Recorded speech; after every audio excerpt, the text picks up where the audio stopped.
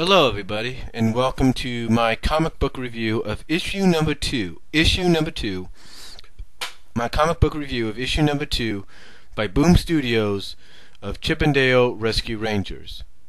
Now, this I have to say was very good. This was a very good continuation of this 4-part miniseries, which is going to build for this 8-issue season, I guess you could say, or this 8-issue comic.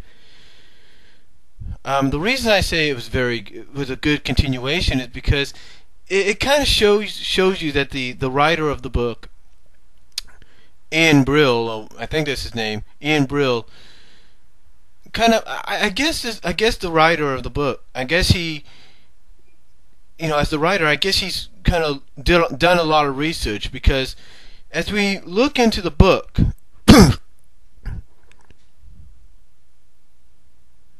Okay, and everything. It kind of continues off where the last issue ended, with Dale captured by the pirates, or the possessed pirates, whatever, because of the ARS signal, whatever. So anyway, it starts out. The first page starts out with that, and then we go into a flashback which is reminiscing of the Chip 'n Dale Rescue Ranger NES game, with Dale jumping off, I guess, these, but you know how the first level was, where you got those little, I can't even think, those little boxes that you throw at the mechanical dog, stuff like that. But as we see in this flashback, Dale's not alone. Now, the reason Dale's not alone is because, believe it or not, like I mentioned it just earlier, like I mentioned at the beginning, it seems the writer has done a lot of research on the Ranger fan base, and has found out what the Rangers like. Well, not the Rangers, but what the fans like. So by doing this research, and I guess probably being a fan himself, again, he realizes what the fans like, and in this flashback, we see Dale's not alone, but he's joined by Foxglove. That's right, Foxglove joins Dale. She's actually watching him jumping over the mechanical dogs and laughing about it. And basically we have Dale just explaining that he's kind of glad he kept these things around for target practice because of the adventure that he's currently on, and that he's got to prepare for everything. Now Foxglove, of course, is wondering, does he have to go? Because the whole animal rescue signal deal sounds dangerous. And he tells her that he has to go, because the more serious the adventure, the more he's got to go. Oh, now, Foxglove does say that she'll miss him, and he says he'll miss her too, but he'll come back. Basically in the flashback, she says she's going to miss him, and he says he'll miss her too, but she knows he'll always come back. And that the reason he's also got to go is because he has to loosen the mood. Like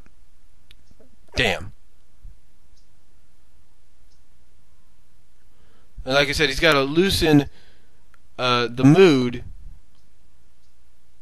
with the team. He's got to loosen it. He's got to loosen the mood. Kind of liven everything up. So basically, we go back. So basically, after that, we cut back to the present, and basically, Monterey is able to free Dale by jumping on, I guess, the floor, which knocks the pirates underneath on the bottom of a desk, knocks them straight up headfirst on the roof of the bottom of a desk. And I guess that helps knock some sense into them. So they're able to get the map back. Gadget puts together this kind of like hot air balloon with a candle and a handkerchief or whatever. And she tells them to be careful of the candle.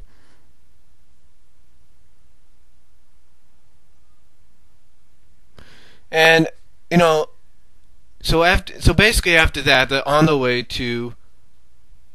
So basically, what they do next is they're flying off to sneak on to aboard a plane to Sao Paulo, in other words, Brazil. So basically,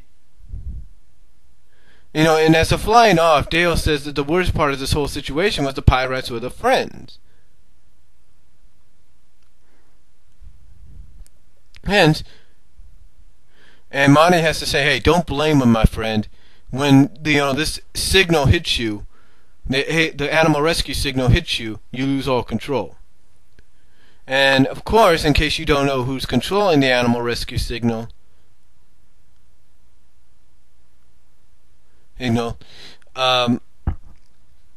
is Fat Cat. Fat Cat's basically the one. In case you don't know about the last issue, he's the one controlling the animal rescue signal.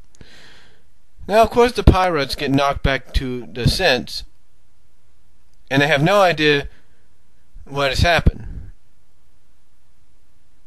So basically, we cut to Brazil, and we see these lumberjacks, or these axemen, if you will, cutting down trees.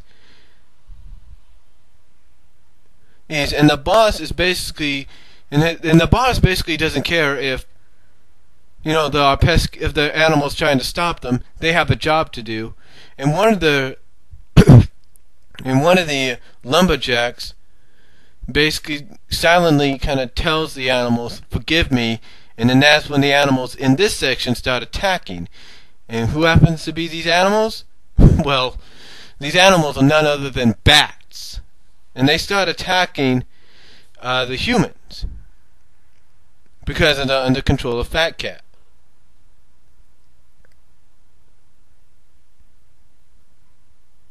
So as this is happening, we see the Rangers, and Chip said, and Chip kind of tells Monty, "You did say the last stop to get the key was in a bat cave, right?"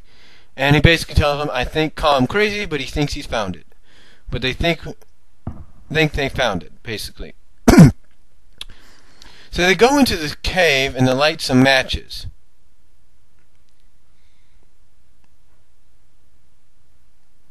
And they're surrounded by these bats that are sleeping.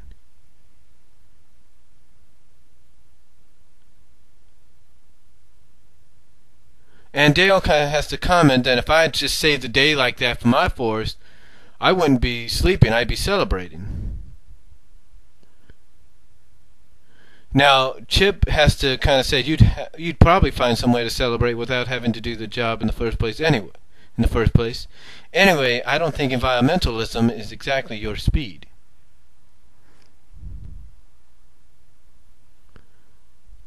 Now, Dale has to say, well, hey, what do you mean? I'd be great at it. For one thing, I'm always happy to help the environment. I still have the compost heap at home. And Chip has to say, well, if you mean by compost heap, you mean the pile of dirty laundry in my closet. But then Gadget has to come on and says, well, Dale's right. How can you... But then Dale has to intrude. I mean, not Dale, but Gadget has to intrude and basically says that Dale has a point and asks how these bats can sleep after what they just did, and if these bats even know what just happened. And then Chip has to say, I don't know that they do. Has to tell her, I don't know that, and Chip has to basically tell Gadget, I don't know that they do. The pirates certainly didn't seem to be the usual.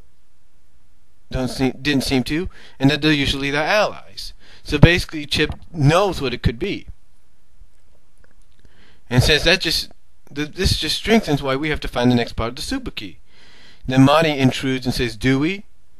And basically, Monty kind of has a explanation of why the bats were doing what they did, because the lumberjacks were cutting down the trees, and that the only reason that the bats were attacking was to protect their home. And that he admits this is why the animal rescue signal was invented in the first place.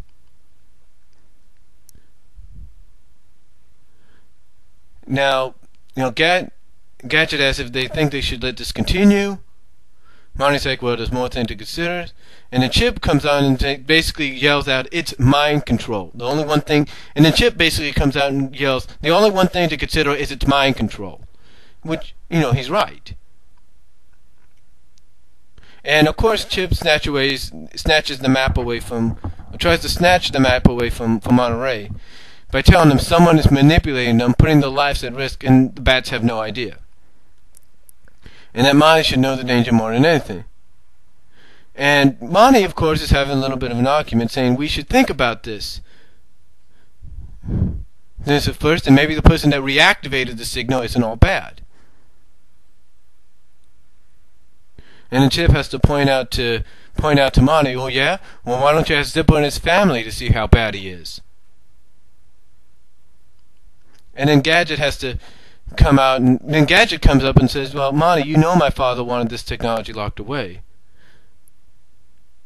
And Monty does agree that Gadget's father, Gigor's instincts have always been right. And but right now, all he's thinking is that the animals are standing up for himself, and that seeing ordinary critters or creatures having ventures of their own, well, it makes him see things differently. And that everyone needs adventure in their life. And then Monty says, well, basically it's kind of a back and forth deal. Chip saying, hey, look, we gotta, these guys, these bats, just like the pirates, these bats here, just like the pirates, they have no idea what they're doing. And despite what you say, they have no idea what they're doing. They're putting themselves at danger. And if you don't believe me, ask your friend Zipper. And basically, they end this page or this panel with Monty saying, "Hey, we haven't heard from everybody," and that means Dale. And then, of course, Dale uses a something that's kind of, I guess, throws a reference to Who Wants to Be a Millionaire by saying, "Can I phone a friend?" And everybody yells his name, basically saying, Dale, Dale, Dale. And then all of a sudden, this one bat says his name, and he's like, this one bat that's above him says, Dale? And lo and behold, who is this bat? Well, if this bat knows Dale, then he knows who the rescuing. Well, basically, this bat that kind of questions, goes like, Dale? Basically, this bat that greets them, his name is Eaglewood, and he's Foxglove's father. That's right, Foxglove's father, Eaglewood.